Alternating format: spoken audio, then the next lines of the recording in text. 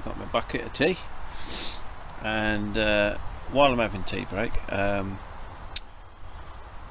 thought I'd have a quick chat to you about tools and about fashion and trends on the YouTube community, particularly in the prepper slash bushcrafter world, which I sort of sit very much on the edge of.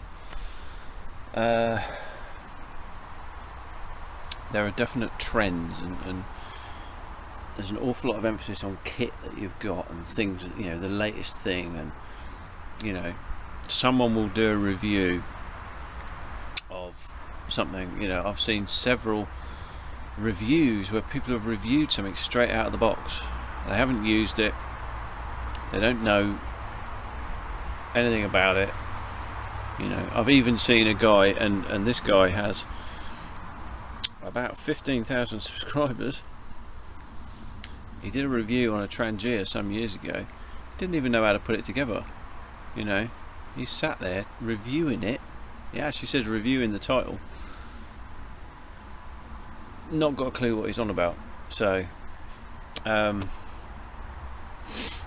try and avoid that where possible. But what I want to talk to you about two things while I'm having this cup of tea. Number one is chainsaws, and number two is the Caine survival tool. So I'm going to start with the chainsaw very quickly. It's hawthorn, pretty chunky bit of hawthorn. It's a very hard wood, very dense. Cherry again, that's a pretty dense wood. And I've got a nice little cut there under the logs as well. And I've got a little stack building up nicely behind me here. Now, the only chainsaw I've got is this one. Now, bearing in mind I'm a gardening etc. contractor. I'm not a tree surgeon, don't pretend to be. I've got friends that have got bigger kit. If I need to use it, I can, or get them in for the bigger jobs. But this little chainsaw is a little Stihl 181. I believe it's one chainsaw off their smallest chainsaw in their domestic range. Now, I use this chainsaw a lot more than your average domestic user would use it. It's a 2009 model, so it's 5 years old. It's been in for repair once. That's a key thing with chainsaws. Make sure whatever brand you buy, whether it's a Stihl or a Husqvarna, you're going to be okay. Make sure you can get it repaired. Don't go to B&Q and buy a chainsaw, because it'll be rubbish and it won't last. When it falls apart, there's no way you can get it repaired. So be sensible with what you purchase. Buy a quality brand, but don't necessarily buy the biggest, most expensive thing, because for most people it'd be a waste of time. That little chainsaw with a 14-inch bar on it is more than capable, generally speaking, for what I need. For your average domestic user who's just doing a bit of logging like I am, a bit of home firewood supply, absolutely ideal, that saw. So save yourself some pounds. Don't always buy the biggest and the best thing. Okay? And the next thing, that's that. Chainsaw's done. Oh yeah, make sure you wear, relevant safety kit. And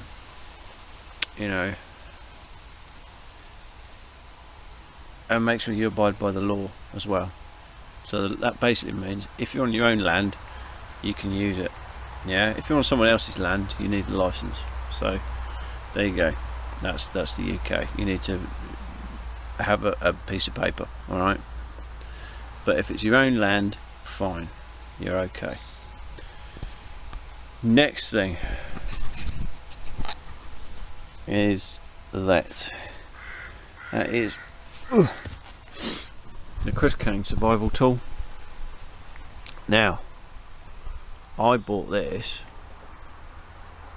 because I've just done exactly what I told you guys not to do, and that's I followed a trend. Mr.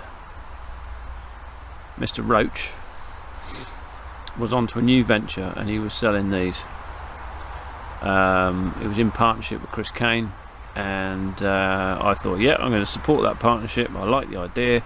I watched his videos, so I thought I'm going to go out and get one.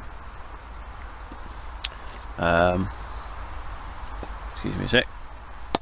Just going to put that back in there. Right.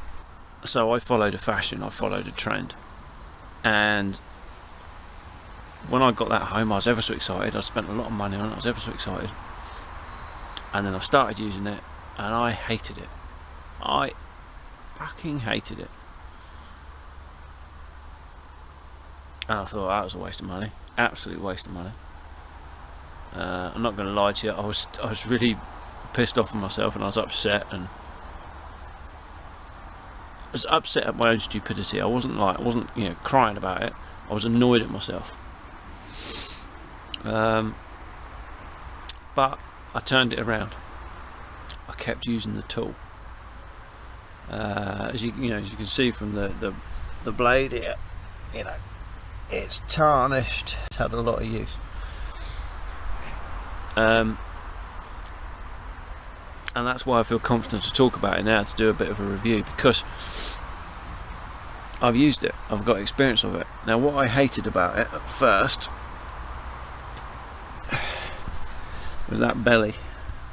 I understand why the belly was there, but I didn't get on with it, and the reason was I'd used much flatter bottomed tools, or I'd been using bill hooks for, I'm using this predominantly for hedging work, coppicing, clearing things out, where I've done the stream bank repair. If you look back through my videos, old Alan and the stream bank repair, you'll see it.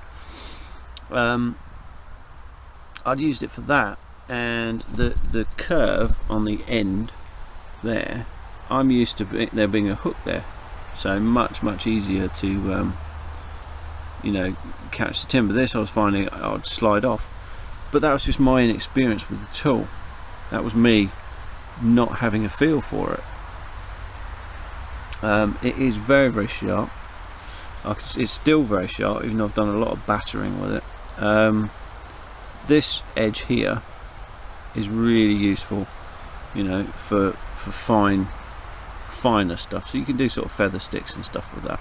It's never going to be the best for it because it's a thick edge on the back, but it's really comfortable. You can use it as a draw knife for stripping off bark. It is a very good tool, but if you're just into just a bit of bushcraft at weekends, bit of camping, it's more than you're going to need. Don't buy this. Buy the smaller version of it. This is too big for most people. For hedging work and stuff like that, it's pretty good. It's pretty good.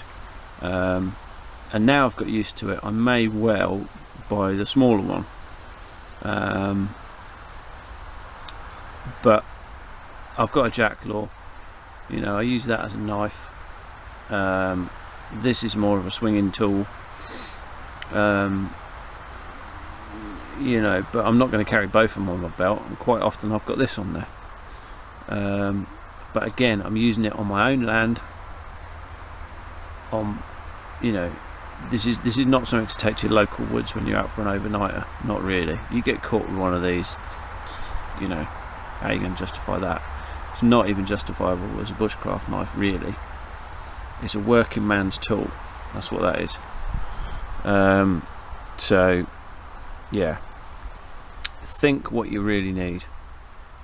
If you really need something like this, great, get it. But be aware, it may well be very different to what you're used to, and that takes time. It takes time to get used to things. So overall, I would say this is a brilliant tool, but if I'd have done a review on it in the early days, I'd have said it was bloody awful. But a lot of people might think, well, the finish isn't that great, but the point is, it's a tool. It's designed to work. It's designed to do a job. It's not designed to sit and look nice on a cabinet. So don't follow fashion, and if you do follow fashion, be prepared to put up with your mistakes and learn from them. Feel free to carve your own path. Feel free to take reviews. Feel free to take advice from people. You know, I've just given you some advice here. Feel free to take it. Feel free to ignore it. And that goes for anybody on YouTube. You know, beware of the person who reviews straight out of the box. Or if you can see the thing is ridiculously shiny, ignore their review, because they have no idea what they're talking about. Don't get conned. Your money is precious. Keep hold of it. Use it sensibly. There's no point buying something and then selling it a week later on eBay for like 30 quid less than you bought it for. That is stupidity. Okay. Enjoy yourselves. Be sensible. Take pride in not having as much kit as everybody else, because you don't need it. If they feel they need it, then they're less of a bushcrafter or less of a prepper than you are. So take heart in that. There you go. Rant mostly over.